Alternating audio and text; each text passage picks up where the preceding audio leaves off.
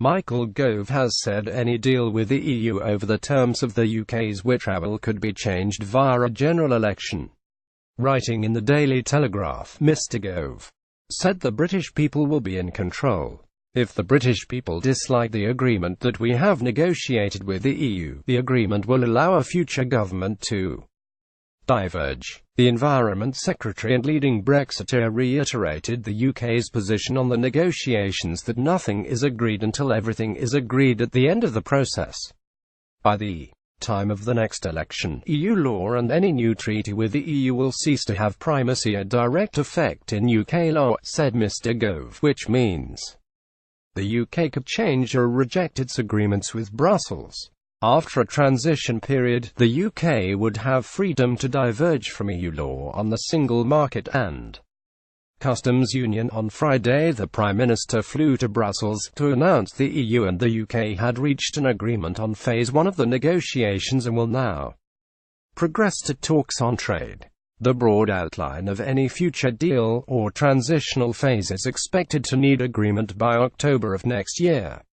The UK will pay a divorce settlement of between £35 and £39 billion, although EU figures have suggested no firm figure has been agreed. The wording of the agreement says there will be alignment in regulations between Northern Ireland and the Republic in certain sectors to allow for an open border to be maintained. It will also involve the European Court of Justice overseeing the rights of EU nationals living in the UK for the next 8 years. The Cabinet will meet on December 19 and discuss, for the first time, what future trading relationship the UK should seek with the EU.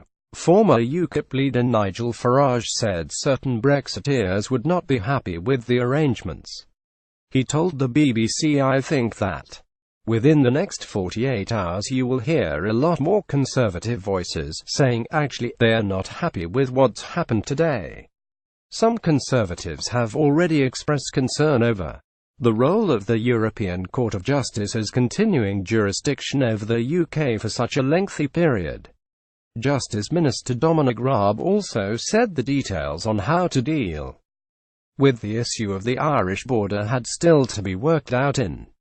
He told BBC 2's Newsnight, "You can call it strategic ambiguity, you can call it constructive ambiguity. What I'm admitting to you, very openly and honestly, is that we have agreed principles but that the details still need to be ironed out on this very bespoke set of issues around Northern Ireland which can't be dealt with properly and responsibly outside of the context of the broader negotiation on customs and trade and all of those other things we have said all along."